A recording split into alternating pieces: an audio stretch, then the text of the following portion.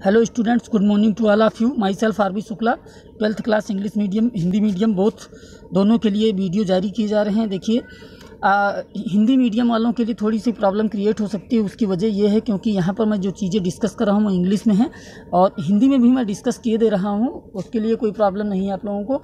और नोट्स आप लोगों को हिंदी मीडियम वालों को ऑलरेडी प्रोवाइड किए गए हैं, तो वहाँ से आप नोट करते जाइए और यहाँ से आप वीडियो के ज़रिए चीज़ों को समझते जाइए। इंग्लिश मीडियम वाले बच्चे क्या करेंगे कि जो भी इसमें हम जैसे जिसके अकॉर्डिंग लिखते जा रहे हैं उसी के अकॉर्डिंग चीज़ों को उनको लिखना है। तो यहाँ पर जो वीडियो हमने जहाँ से रिलीज़ किया था उसके बाद जहाँ से उसको हमने छोड़ दिया था उसी के आगे से मैं कंटिन्यू कर रहा हूँ। देखिएगा, पिछले वीडियो में यहीं से मैंने छोड़ा था, अब इसी से आगे को मैं कंटिन्यू कर रहा हूँ। देखिएगा, यहाँ पर जो चीज़ मैंने बताई, law of mass action according to law of mass action, rate of reaction is directly proportional to the product of concentration of reactants raise to the power of concentration of reactants. और इसका बहुत सारे different example देके मैंने इसको discuss किया। यहाँ पर ये रेट कांस्टेंट होगा और ये जो है रिएक्टेंट्स के कंसंट्रेशन लिखे हुए हैं raise to the power of stoichiometric coefficient. ये जो पावर इनकी लगी हुई है, ये यहाँ पर जो स्टोकियोमेट्रिक कोफिशिएंट होगा ये पावर में होगा, लेकिन experimentally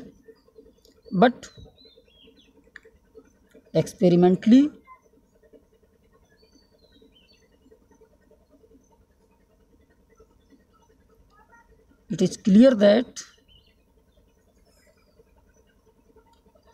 power of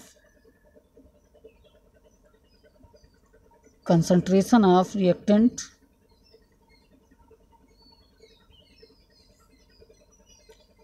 may be equal to stoichiometric coefficient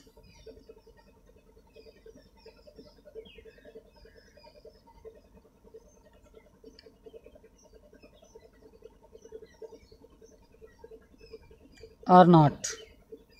ये चीज़ क्लियर होगी। यहाँ जो पावर लगी हुई है ये स्टोकियोमेट्रिक कोफिशिएंट के इक्वल हो भी सकती है और नहीं भी हो सकती है। जैसे कंसीडर करें हम कोई एक एग्जांपल हमने एक कंसीडर किया, ए और plus B gives out product.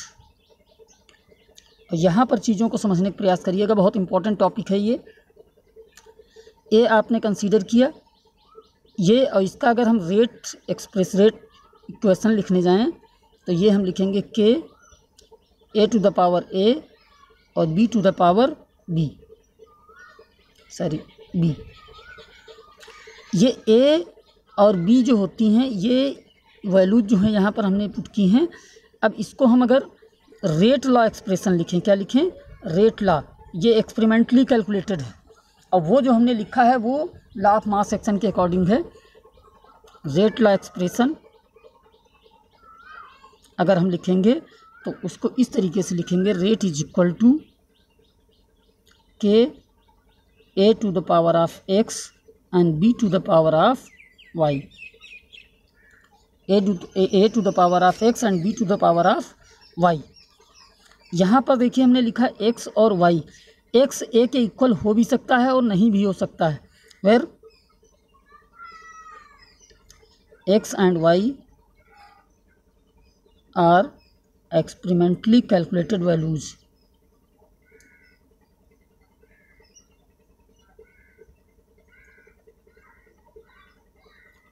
Calculated values experimentally calculated values हैं and known as order of reaction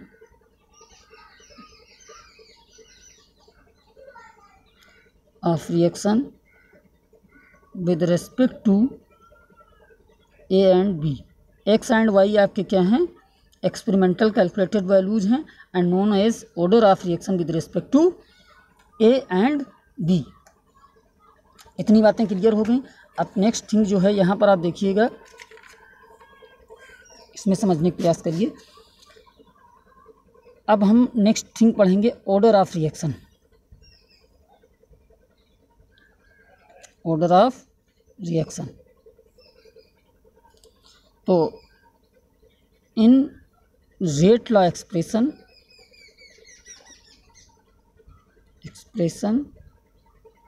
जो हमने एग्जाम्पल लिखा था, rate is equal to k A to the power of x and B to the power of y. तो x क्या है, order of reaction with respect to A, and y क्या है, order of reaction with respect to y. X plus y क्या है, overall order of reaction और order of reaction.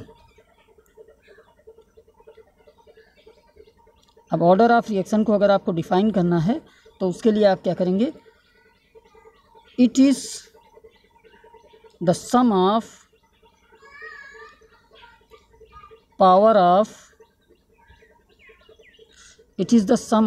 of concentration of reactants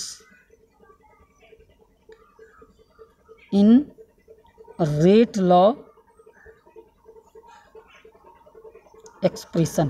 तो आपको समझ में आ गया होगा कि जो हमारा पहले हमने जो पढ़ाया लॉ ऑफ मास एक्शन वो थ्योरेटिकल व्यू है, और जो रेट लॉ एक्सप्रेशन होता है जिसको हिंदी में बोलते हैं अभिक्रिया का दर नियम, ऑर्डर ऑफ रिएक्शन को बोलते हैं अभिक्रिया की कोटि। तो it is the sum of power of concentration of reactant in rate law expression. तो आज के लिए इतना सफिशिएंट है। Okay, thank you, have a nice day.